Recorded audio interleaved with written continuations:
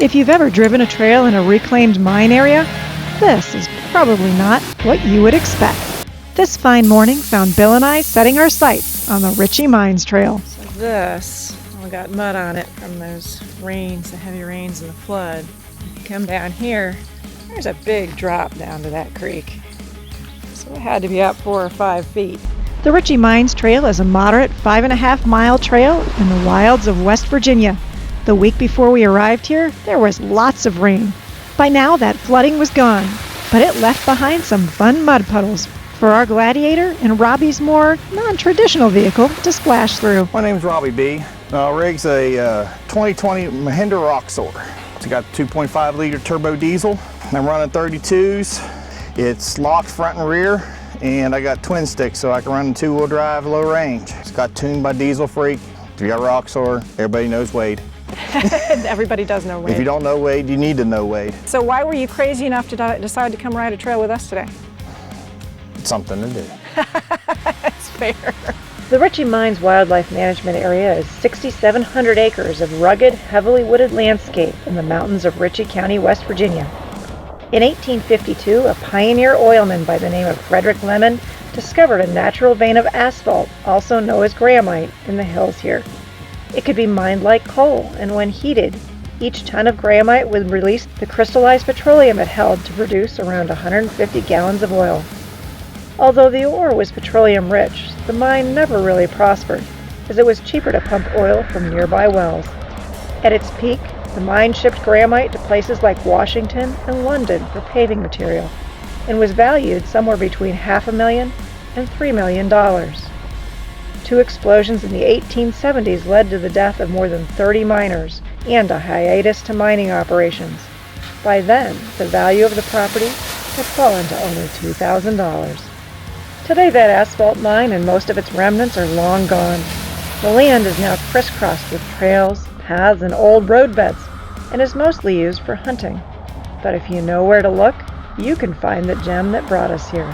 A 5.4-mile moderate route through the scenic West Virginia hollers and mountains. This is the Ritchie Mines Trail.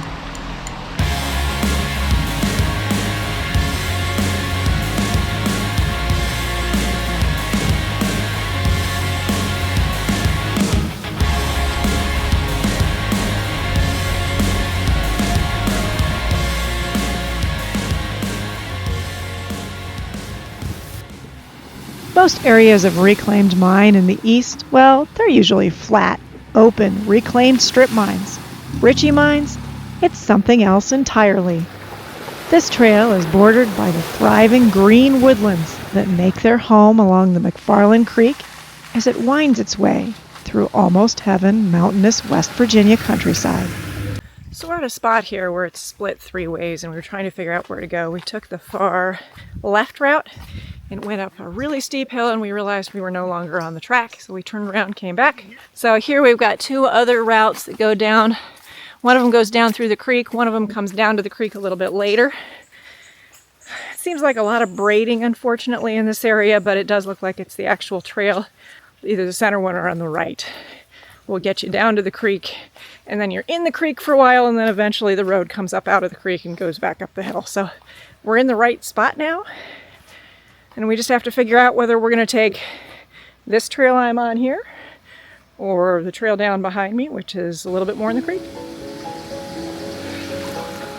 The 2 trails in this area both were well worn and well used, and they both also merged back in the creek about 50 yards up the trail. The route plotted on Onyx, it didn't really help all that much, because the specific route plotted on that map almost looked like it fell in the narrow space between these 2 possible tracks.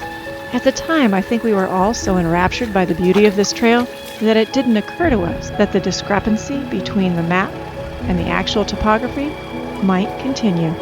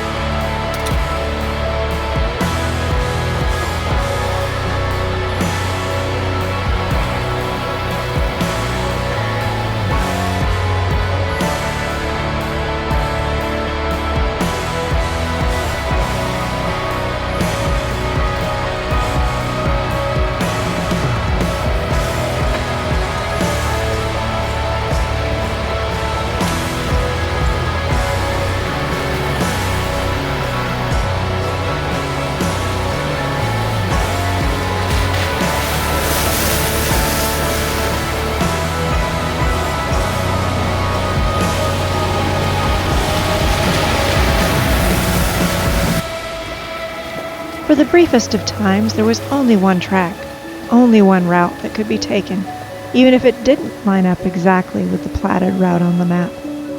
And that track generally ran either on the side or straight down the middle of that creek.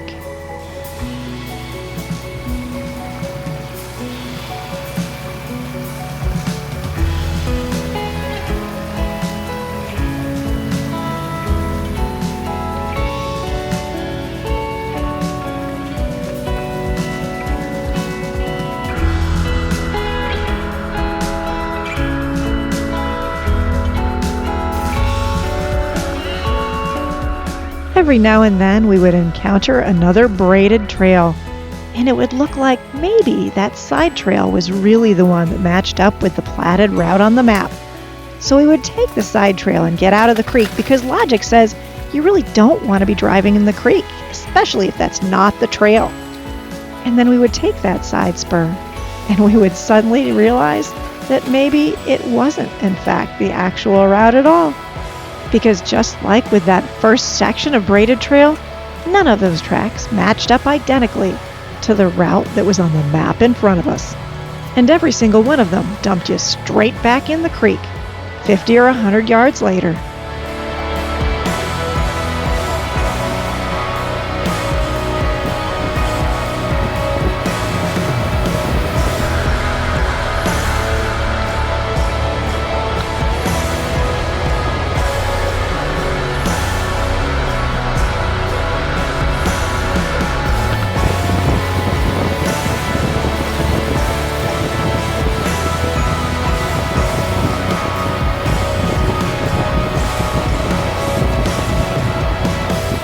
What we're finding as we're driving through here is there's a lot of braiding, there are a lot of side trails. You need to be paying attention to your map, so you're staying as close as you can to the route that OnX is showing you, but even the route on OnX is reading from where we're sitting at a place where there's not a road. So you're basically in and out of the creek, in and out of the creek. If you stay in the creek the majority of the time, you're pretty much going the right way, but there are a lot of side trails, a lot of side-by-side stuff that comes in and out.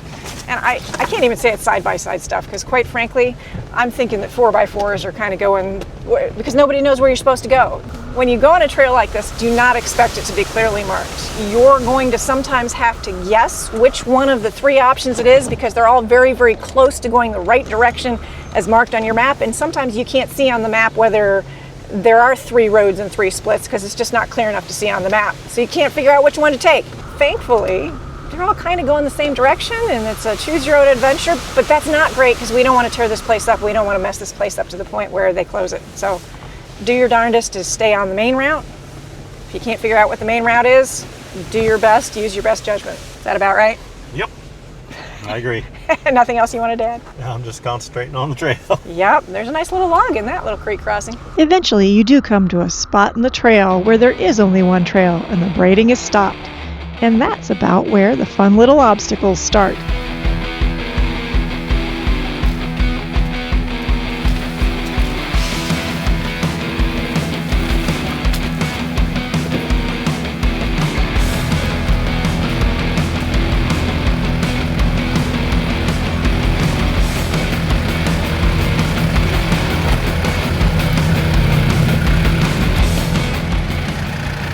You cheated.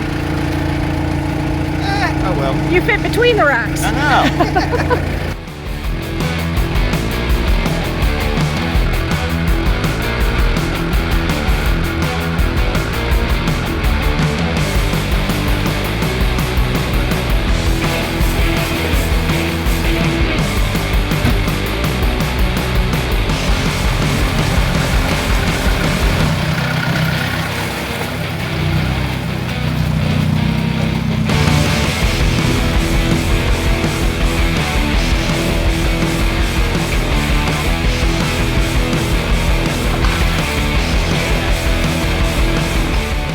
Basically what we're finding is a lot of places on this particular road, you'll feel like you're not on the track. And I don't know whether that was a recording error, because you are down in a ravine and it's probably hard to record exactly where you are and or to follow exactly where you are.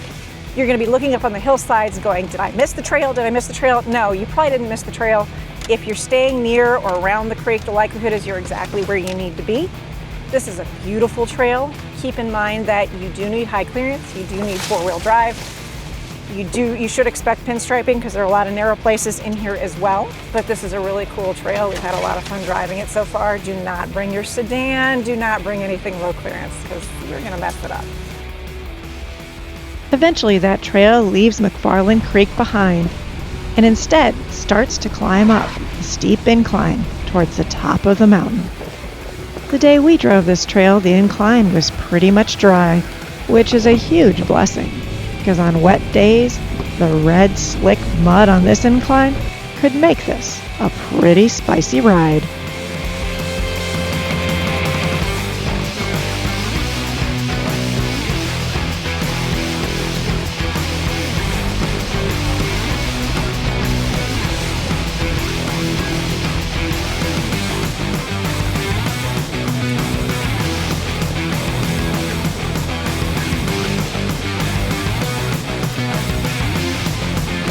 The best I can do.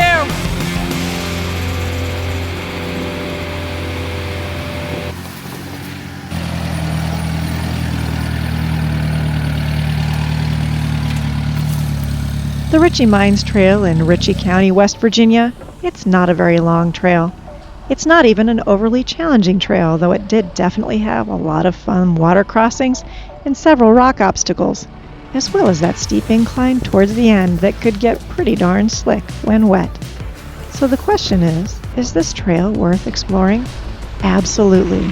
If you have a little experience with off-road driving and a high-clearance 4x4 vehicle, this is a scenic gem in the mountain countryside of Almost Heaven, West Virginia.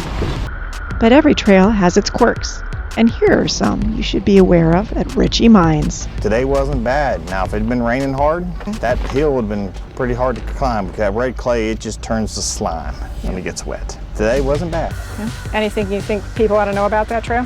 Yeah, it's a fairly easy trail. It's just hard to keep on the trail because everybody else has made trails off of it. And OnX is not quite right, but well, neither is any GPS system. That's what we were thinking too. It's just a little bit off. Ritchie Mines Trail didn't exactly have air up and air down places, but we did find some convenient places off the side of the road to do so.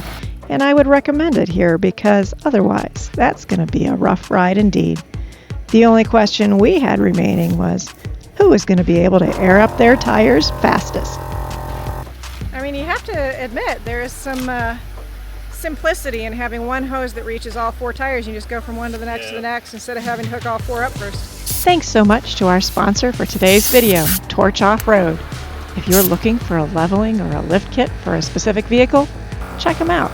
You might be surprised at what you can find. I don't know, he's gonna beat us. Are you just on tire 3 or tire 4? Huh? Are you on tire 3 or tire 4? Tire 3. Okay. We'll see, it's gonna be close. Yeah. He's on his 4th tire, you gonna make it? You gonna beat him? I don't know, but we just have to put everything away too. Did you win? Yeah, I won, but I got 32s and only going up 30 pounds, so I had an advantage. All right. Thanks so much for joining us today. Now remember, like and subscribe, comment. See, he's going to do a better job than I am. Wanted to thank Robbie for coming out and riding this trail with us today. Look forward to riding with you again. And until we see you again, make sure to go out and find your own adventure.